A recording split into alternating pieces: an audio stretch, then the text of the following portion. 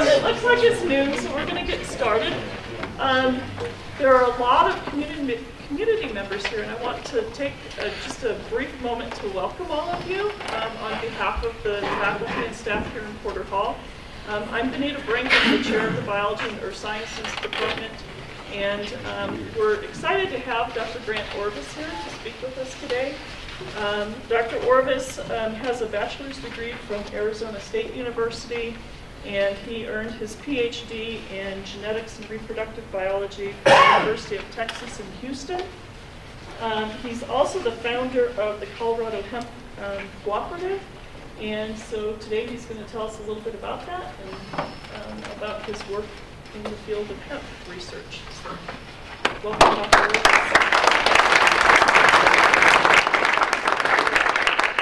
Well, first of all, thank you, Benita. I also want to thank Dr. McClure for inviting me to the talk today. She unfortunately is out of town, so I didn't get a chance to sit down and talk with her. But I really appreciate the opportunity to come up, and hopefully I can teach you guys a couple of things. And for the farmers out there, I'll be talking again tomorrow about the cooperative and the cooperative business model and acquiring seeds and the importance of understanding genetics when acquiring your seeds.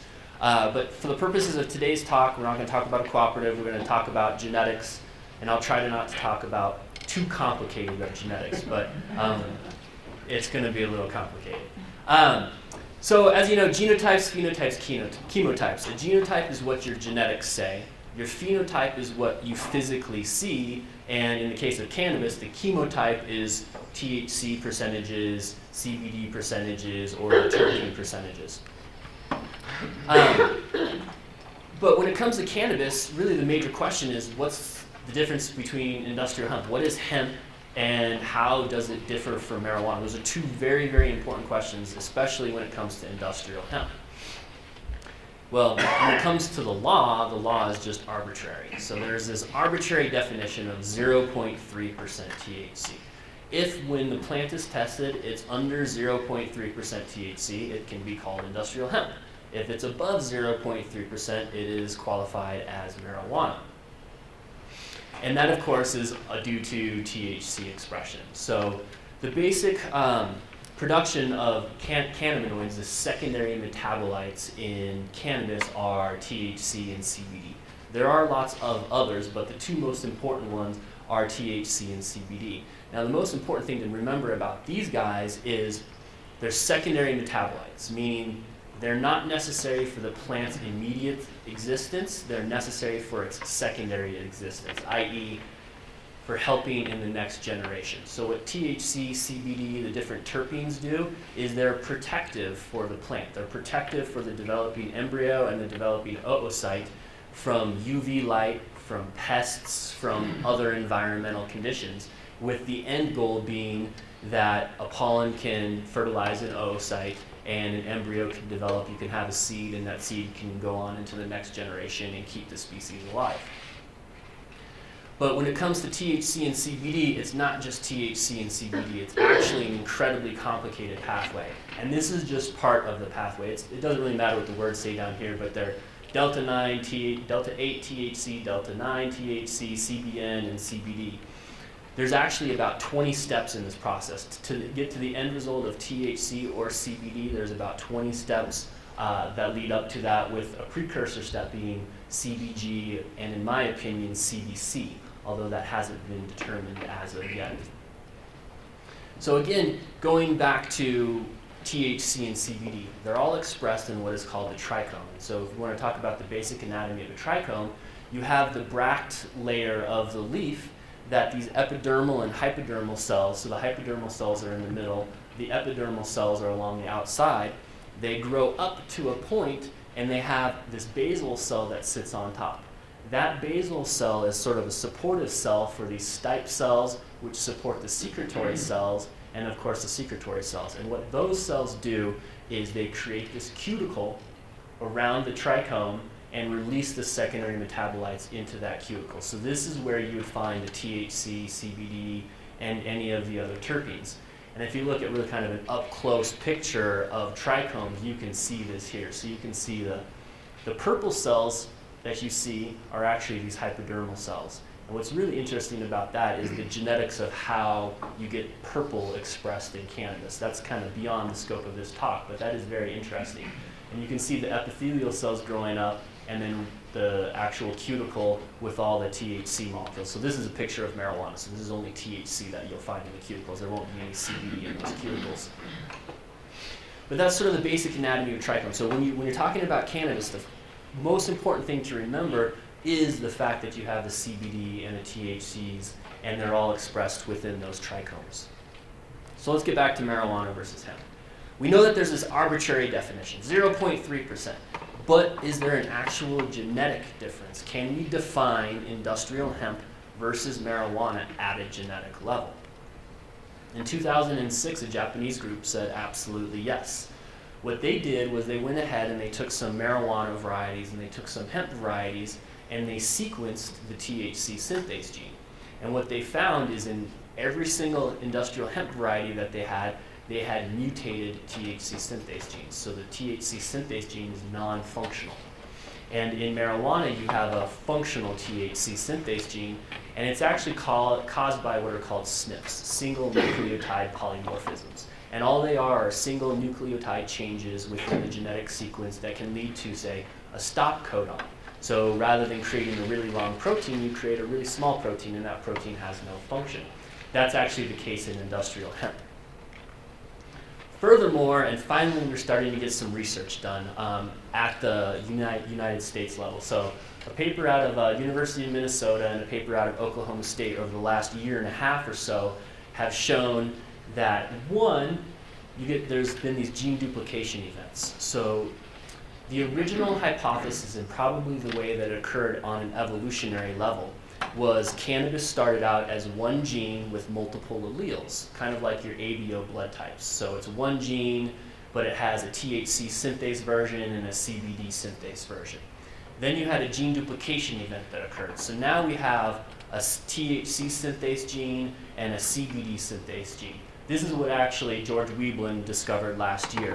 And for those who have taken genetics, what they actually found is that these genes are linked. So not only did you have this gene duplication event that occurred, but the genes are very, very close to one another on a chromosome. So you can't easily get them to recombine via meiosis to get rid of one and bring another one in. It's actually very complicated to be able to do that. But on top of that, Robert Allen's group at Oklahoma State discovered that not only do you have a CBD synthase gene and a THC synthase gene, but you have incredible variability throughout the genome in that there are other THC synthase genes and other CBD synthase genes sitting randomly and silenced throughout the genome. So the basic idea of how do we get marijuana versus hemp? Well, we know that marijuana makes THC. It doesn't make CBD. Industrial hemp makes CBD. It doesn't make THC.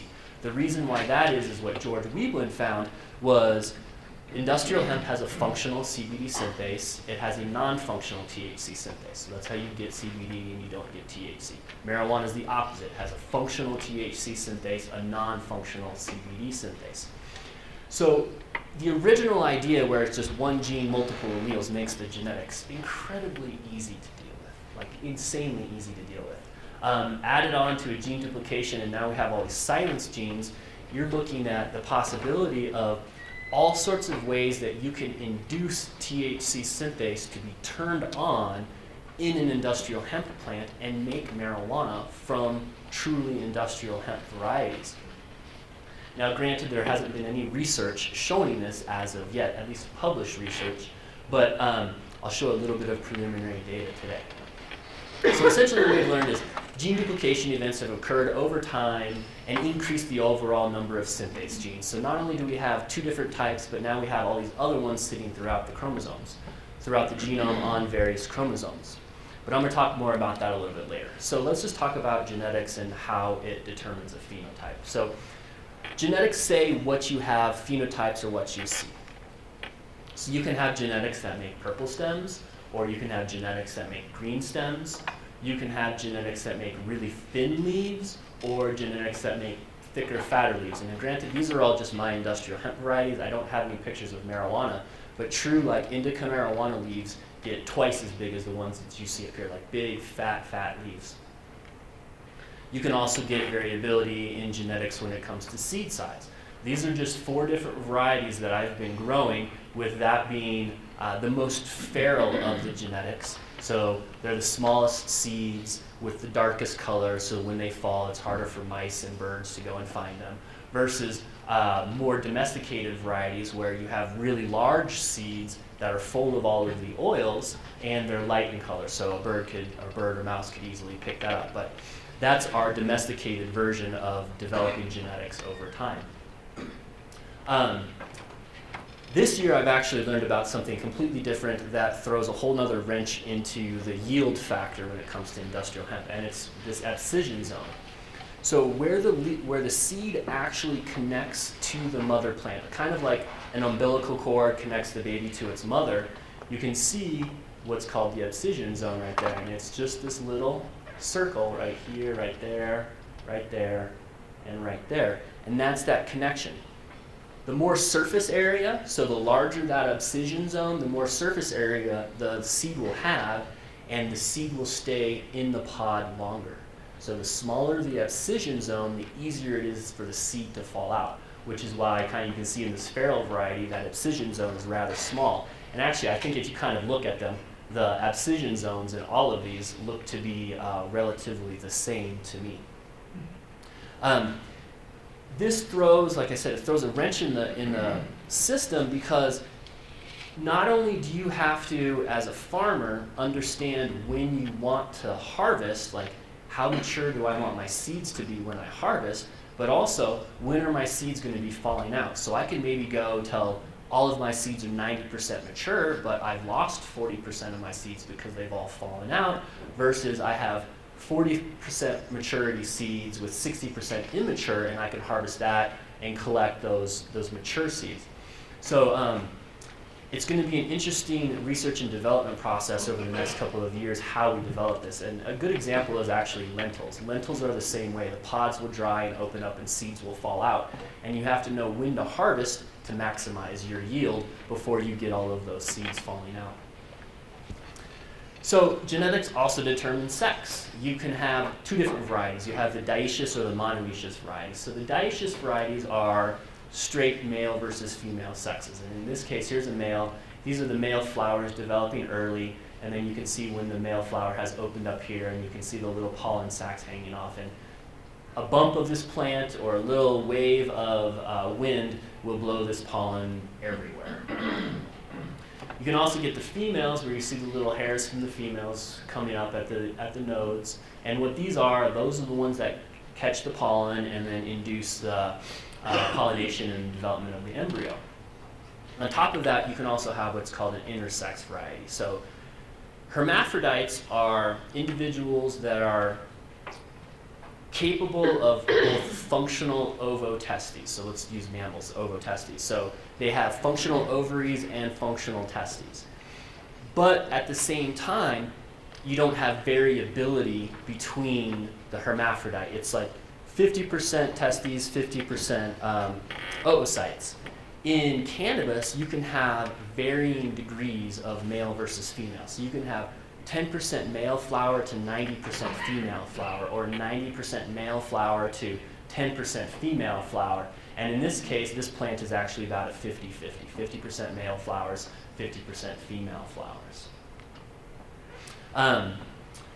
We also get mutations that arise in individual plants. And this was a mutation that I found that I thought was a very rare mutation, and it turned out that it's actually not very rare because I found it several times since then.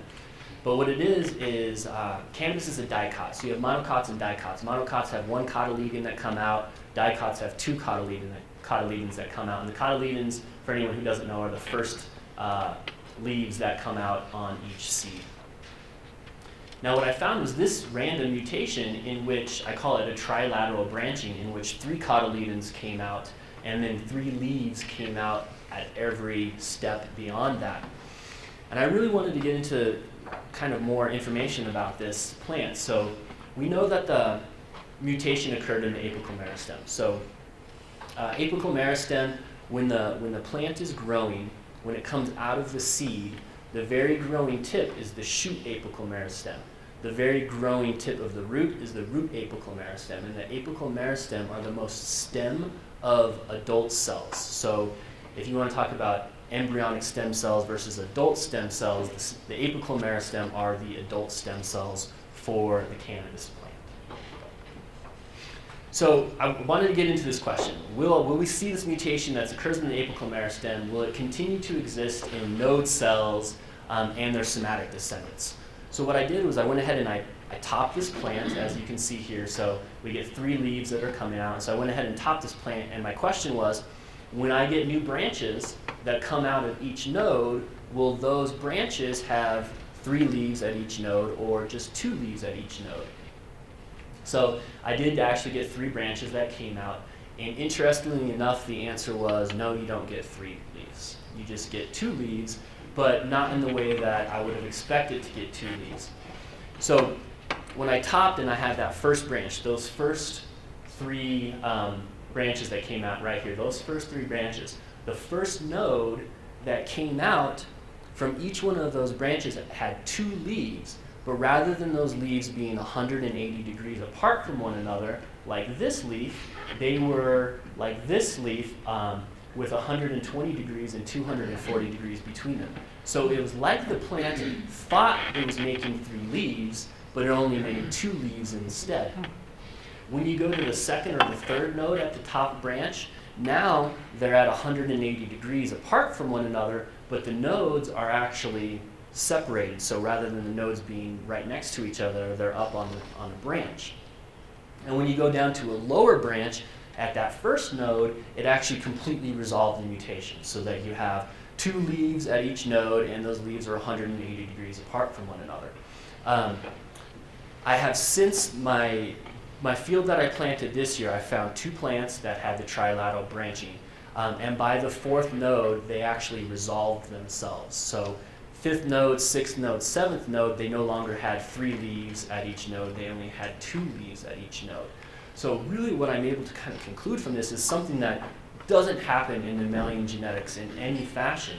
It's that the plant has the ability to silence mutations or remove problem chromosomes or revert to a wild type state, not generationally as we see like with mammalian genetics, but within the individual itself. So that individual plant, let's say just how do we get an extra node? Well, let's toss in an extra chromosome. So now we have 1 extra chromosome, and that extra chromosome leads to an extra node. The easiest way to revert to a wild type state is to get rid of that extra chromosome. And I think something like that may actually be happening.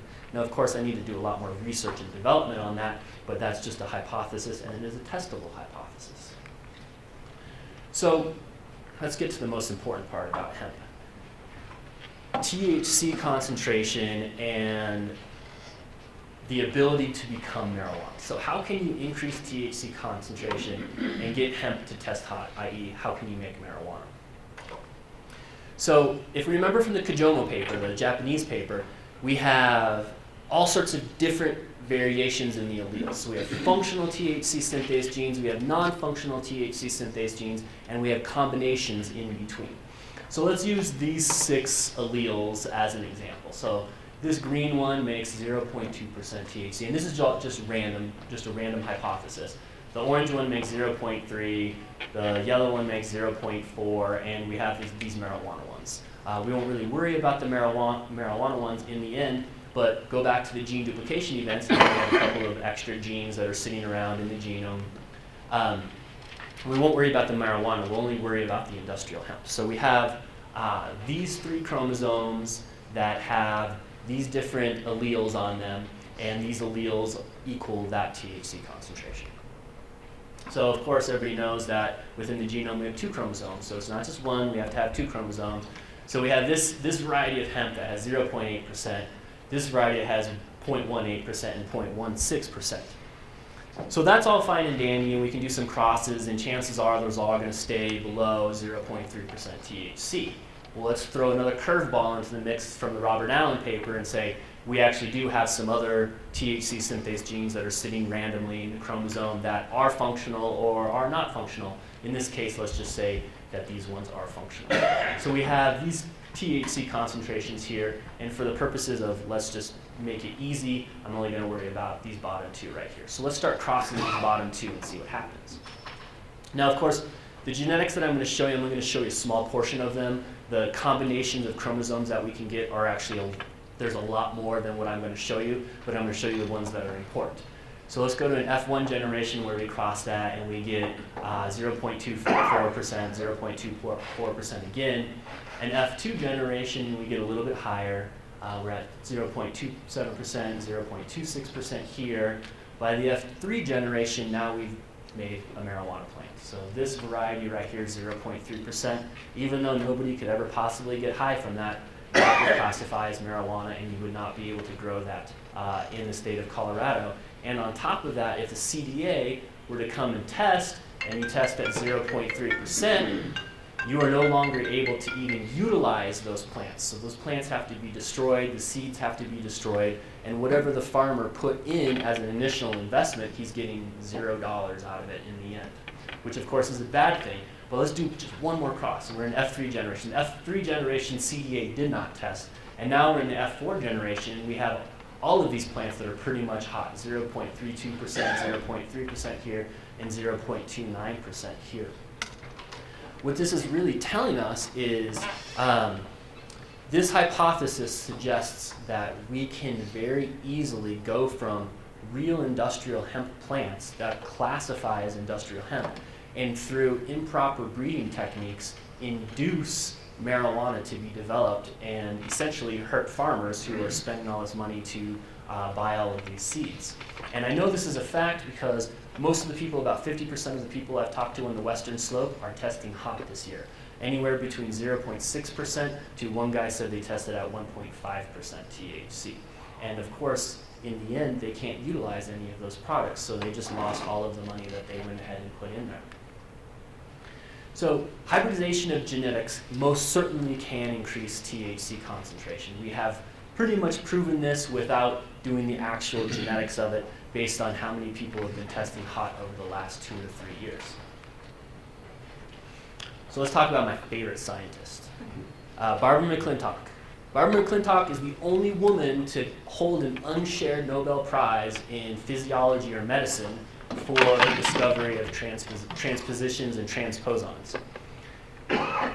She studied maize, and what she actually found in maize were there are these genes called transposases, and what a transposase does is the gene makes a protein, and that protein will go and pick out parts of the genome and jump them to other parts of the genome.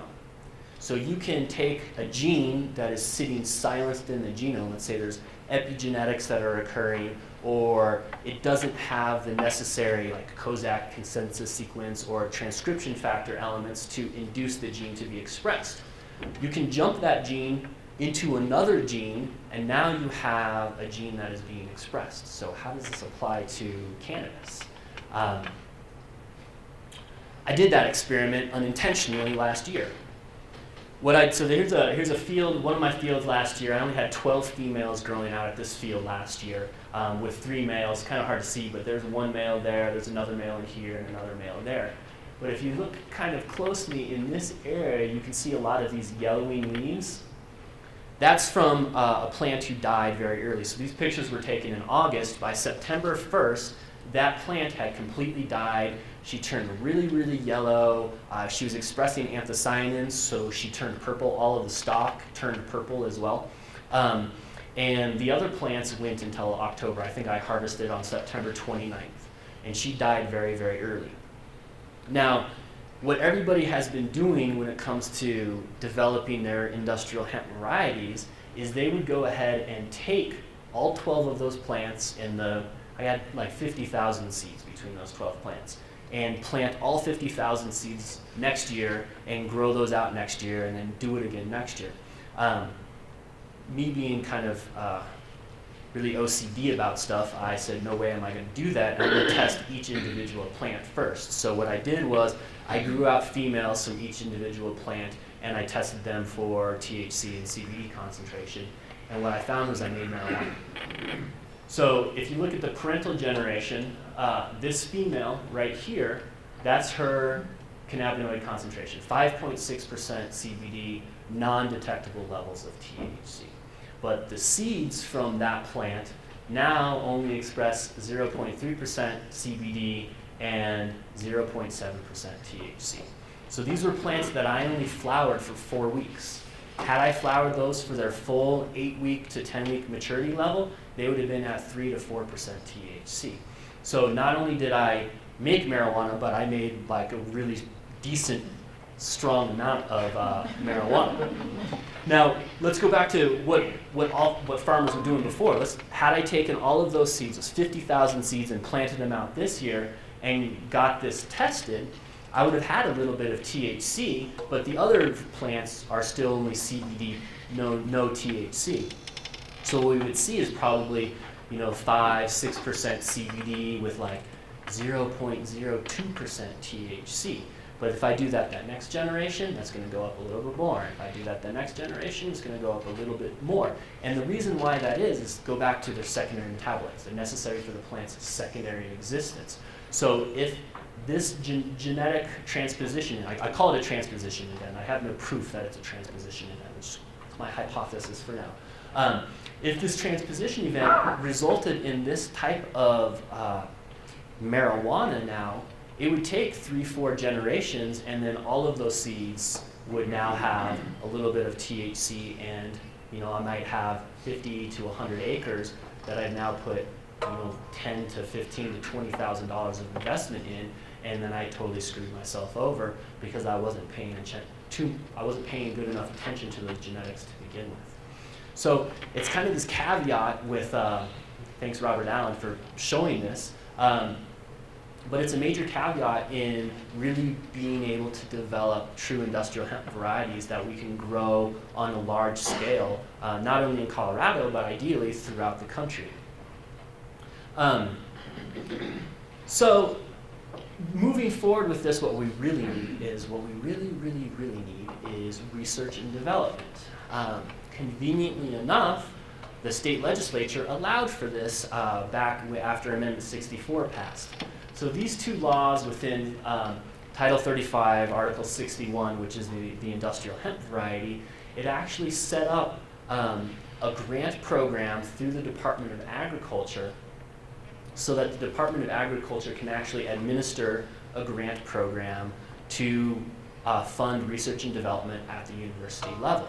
Not only is that being developed, but up to $10 million from the marijuana tax cash fund can be given to that program. So there's $10 million that are available for universities, whether it be CU, Colorado State, or ideally out-of-state university, to do a little bit of research to really help develop and do some research and development on the genetics so that we can have our own varieties of industrial hemp that we can grow on a large scale, that can be certified by the state, and will always produce a known variety with under 0.3% THC. So up here are 3 clipboards. If you guys are willing and want to, please put your name and your signature. Dr. McClure wrote a letter to Commissioner Brown that I will be delivering at the end of next week with a couple hundred signatures that I have, asking the CDA to ask for the money. So the CDA won't ask for the money because nobody in the state is asking them to ask for the money. So the only way that we could do that was to get signatures. So I wrote a letter, I got Beverly to write the letter, and now I have a bunch of signatures, and if anybody wants to sign, then we have your signatures. I'll deliver that, then the CDA needs to ask for the money. Once they ask for the money, then the state legislature has to actually appropriate that money, and then it can be delivered to the CDA, and we can start doing some funding. But in my opinion, the most important thing that we need to advance this industry forward is research at a university level. We have at universities the instrumentation, the equipment, the manpower, and the knowledge to be able to advance this forward. But without funding, nobody can do anything. We can't get federal funding to do any industrial hemp research, so where are we going to get the money? Well, conveniently enough, there's $10 million waiting for us to be able to do this. And with that, I'm actually done. I was a little bit faster than I had planned, but I'd be happy to answer any questions, and we can go from there. Yes, sir. So earlier you were talking about the CBD 0.3% requirement. What are the testing standard criteria? How do we know there's not, vagary or disparity amongst the testing procedures? Meaning, like, is it weight for weight volume? Is it dry weight, wet weight? Could you explain that? Yes. We don't have any proof, so it's really crazy. A farmer up in Delta, he said, Grant, the guy totally screwed up the test, and now I'm testing at 0.9% THC. And I said, well, you shouldn't have bought those seeds because I told you not to buy those seeds. But what happened? And what he said was when the inspector came, rather than bagging and drying the plants, he stuck them in a refrigerator that he had plugged into the cigarette outlet in his car. And so these samples stayed within his refrigerator for 3 or 4 days before they were delivered to the CDA, before they were dried by the CDA, and before they were tested. And he said, well, if you stick them in the freezer or in the refrigerator, THC concentration is going to go up. And I said, I don't believe that, but we can test that hypothesis. And so what he's doing is taking individual samples, drying them in paper bags, and doing another one in a refrigerator, and then we're going to get them both tested and see if that's the case. That is really a place where the CDA needs to advance their knowledge. So each inspector that I've spoken to has a different knowledge on how they're supposed to inspect. There is a blanket statement on you're supposed to take 6 inches from the very top of the plant, but they didn't say anything about how you're supposed to dry it or just store it in a refrigerator. We don't know any of that. So I actually think there is a possibility that the way that these samples are being handled could in fact lead to an increase in THC production. We know that CBD can become THC. The only difference between THC and CBD is one double bond. And actually, let me go back to that picture because that's an easy one to show.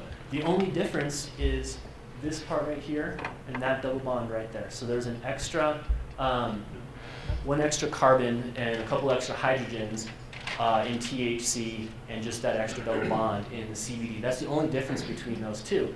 So how do you make CBD and can you transfer it to THC? Yes, absolutely. Just get rid of that double bond and now you have THC. So there's a lot of research that needs to be done with that as well, but answer your actual question. The CDA uses gas chromatographs for their testing. Truly the best way to do it is to use an HPLC machine. My farmers' plants down in Baca County tested at, last year, 6% CBD, non-detectable levels of THC. This year they tested at 6% CBD, or I'm assuming 6%, we haven't tested that yet, but the CDA has them at 0.14% THC. So in one generation, they went from 0% THC to 0.14% THC. We're going to do that experiment where I'm going to test it on HPLCs to see, in fact, if the way that the CDA is doing their testing methods might be off, because that's what a lot of farmers believe. Actually, there's one farmer that told me that it's this big conspiracy with the CDA and the marijuana groups so that you can only buy certified seed, which it's a total crock. But there are these beliefs out there that there's this conspiracy to try to screw people over, and that's something that we're going to have to deal with. That was a really long, kind of vague answer. Did I answer it well enough? Okay. Yes, sir. When do they do the testing? At what maturity?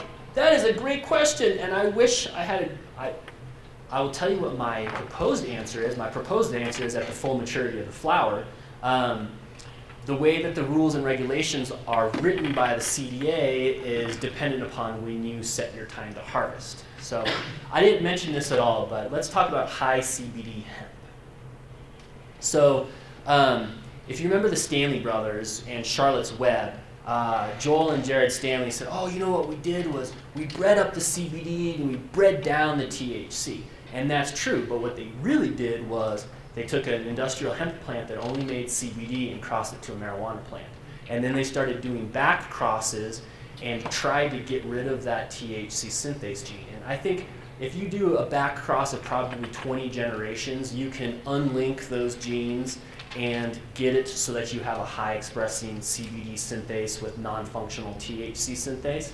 But what most people do is they know, okay, my plant is this variety is going to be 6 to 8%, maybe 12% CBD at 5 weeks, but 0.2% THC. So we harvest at 5 weeks of flower. Whereas if you go to the full maturity of the flower, it'll be at 3, 4, 5% THC.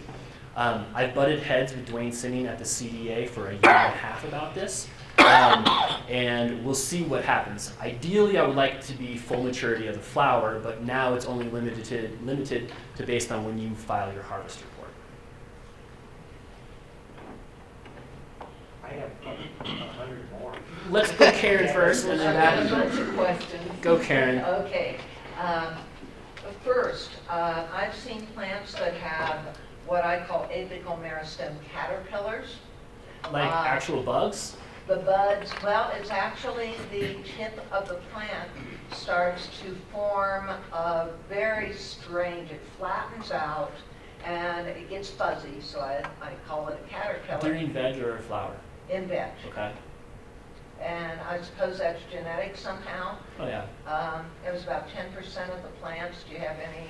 Now, when you say like, do they? You know how caterpillars have like kind of wrinkles? Does it have that, or is it one kind of straight stem? Oh, I would have to look. I can send you some photos. Let's of do it. that, and I can talk to you about that for sure. Okay. Also, you didn't address internode spacing. That and so internode spacing is spacing between the nodes. It's variable based on the individual variety, and in my opinion, variable based on environmental conditions. Because what the internode spacing that I'm getting this year versus the internode spacing that I'm getting last year from the exact same plants are different. Same here. So actually, when you file for seed certification, one of the things you have to talk about is internode spacing.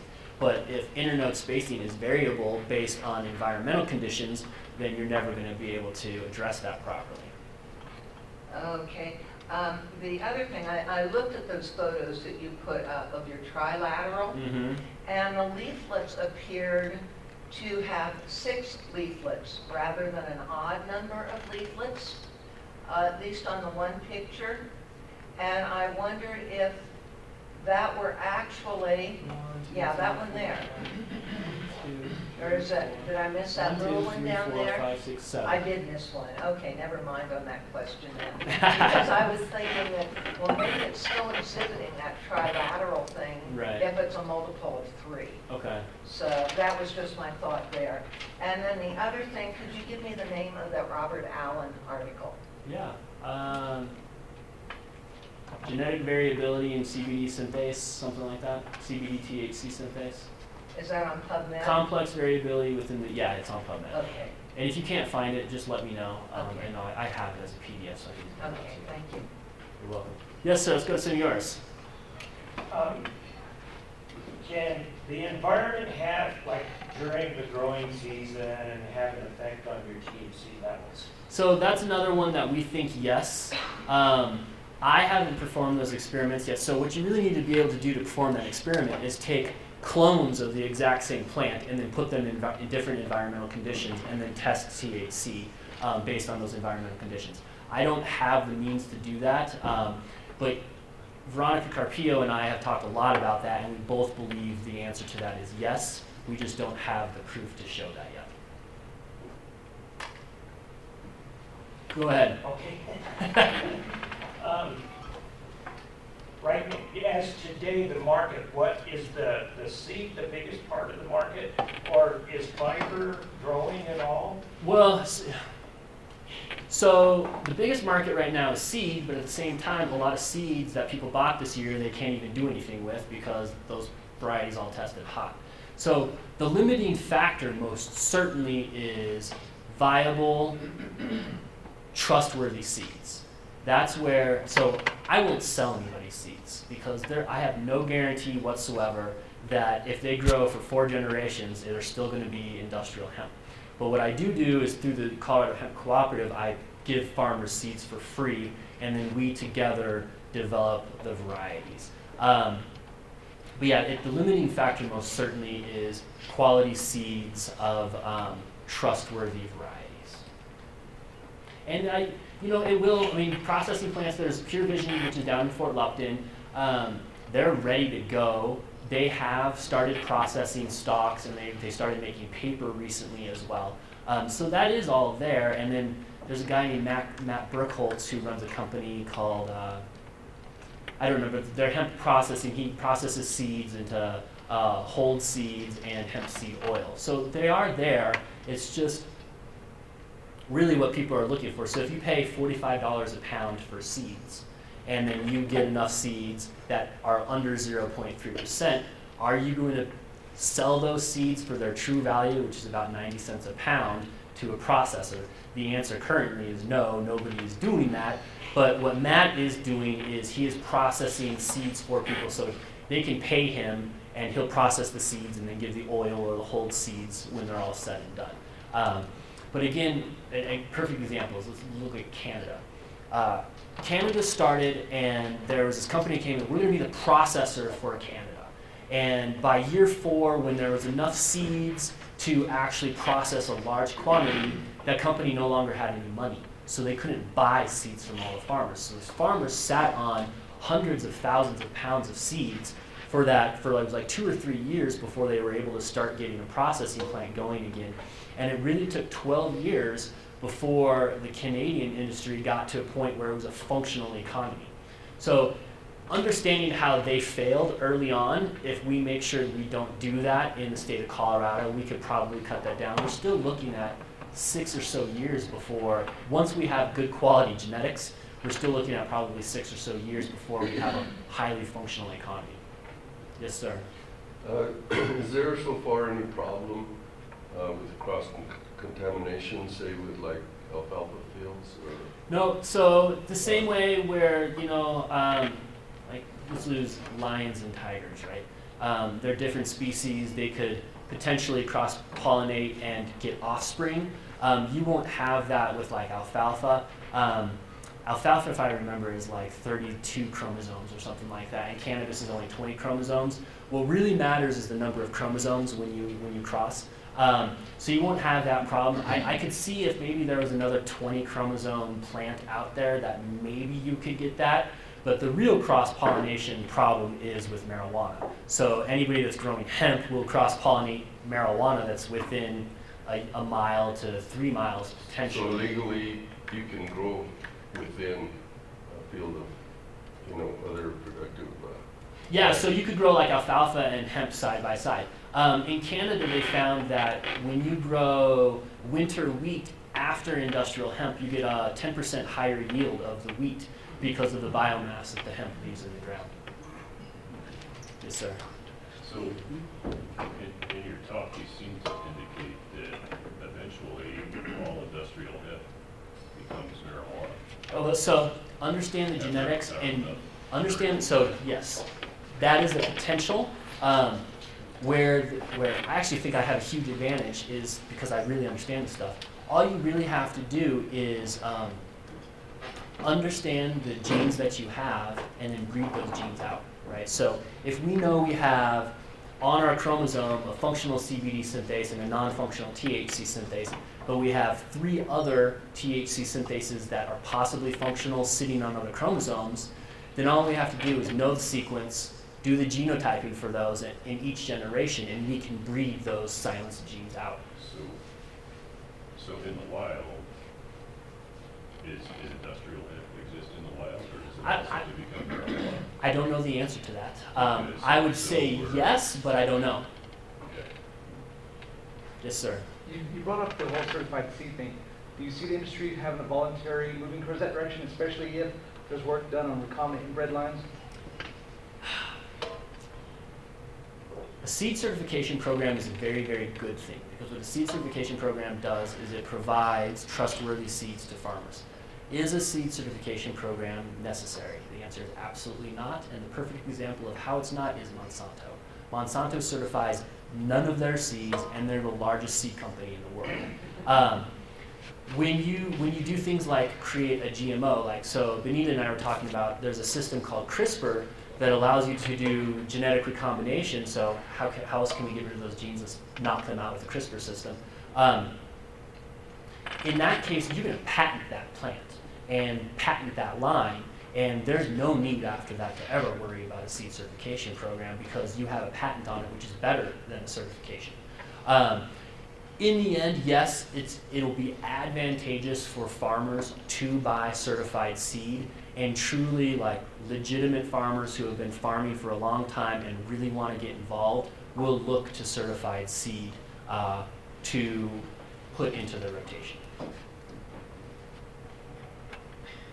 On certified seed that fits below the THC requirements, the Department of Ag is saying if we ever get certified seed that we wouldn't have to be doing the testing for THC. So yes and no.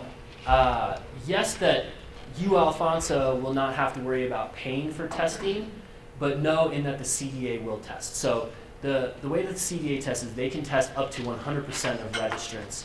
And it's a random. They say, okay, we're going to test 60% this year. They plug it into a program that says, test these registrations. If you are growing a certified seed line and you get tested or you get chosen for inspection, CDA will pay for all of the inspections. So you won't have to pay for the inspection at all. However, if those end up testing hot, then you may get screwed over and not be able to use those seeds, which again, then you go to the CDA and you're like, why would you certify these seeds? And that's a huge potential problem that may arise in the future as well. And one more question on our dry material, you know, when we tested for the THC before harvest, then after we extracted the oil, the THC was a little higher than what it was on the dry material. Yeah, well, and so in the dry material, you actually have leaf material and other parts of the plant that are part of that percentage, right? And then when you extract the oils, then all you have is the straight oil, so you don't have that other plant material. So of course, like if you have a 12% CBD and then you extract the oil, that CBD concentration is going to go up too. It's just because you don't have that other plant material to take over percentage. Any other questions? One more. Other than CRISPR, are we looking at other gene silencing methods? You know, So- mRNA or something? So I love RNAi myself. I'm a huge fan of RNA. So for people who don't know, RNAi is so you have a gene that's transcribed to RNA. RNA is translated to protein. You can take a messenger RNA and make an opposite sequence to that messenger RNA. And that opposite sequence will bind to that messenger RNA, and through a system called the dicer system, it'll create a double-stranded messenger RNA and then break it in half. And that messenger RNA will never become protein. So if you don't have a protein, then you can't have a secondary function. Like I said, I'm a huge fan of RNAi. The problem with RNAi is targeting it properly and getting the right message. So there's lots of examples of where RNAi does not work in mammalian systems. There has yet to be real viable evidence that says the CRISPR system doesn't work. The CRISPR system is like the most incredible system. Like the people that discover that will win the Nobel Prize for discovering that system. But yeah, so also the problem with the CRISPR system with RNAi is you have to get the cells into tissue culture, induce the recombination, and then get them out of tissue culture to make another plant. One, that's very expensive, and two, it's very hard. The marijuana people have the going to and from pretty much down, but when it comes to actually doing the genetic work, nobody's tried that yet, as far as I know. Robert Seifert, Dr. Bob Seifert at University of Colorado, who's a chemist at University of Colorado, has talked about that a lot. I think he has a lot of money, so I think he may be working on that, but I'm not positive. Yes, sir. Can I ask you a couple of questions of the audience real quick? Sure. How many out-of-state students are in here? Raise your hands. Several left to So there Yeah, were, I went to class. Yeah. But that I'm just sorry? didn't there sound are a few students who have already I saw left as that. well, yeah. Okay. And second, if there was a class or classes and/or research possibilities here at Adams State, would you be interested in such a program? Okay, thank you. Thank you. Actually, that's a great question because we were talking about that earlier this morning. Yes, sir. Where is the meeting, the speech tomorrow going to be held? I It's in think- McDaniel 101 Thank at you. 1 o'clock. Okay. And I'll do a little bit kind of the first stuff with this, and then really we'll talk about the cooperative and how the cooperative can help with alleviate some of these problems. Okay. What time is it? It's at, what time? It's at 1 o'clock. 1 1 o'clock. o'clock. Okay. Please help me thank Dr. Orvis. Thank you, guys.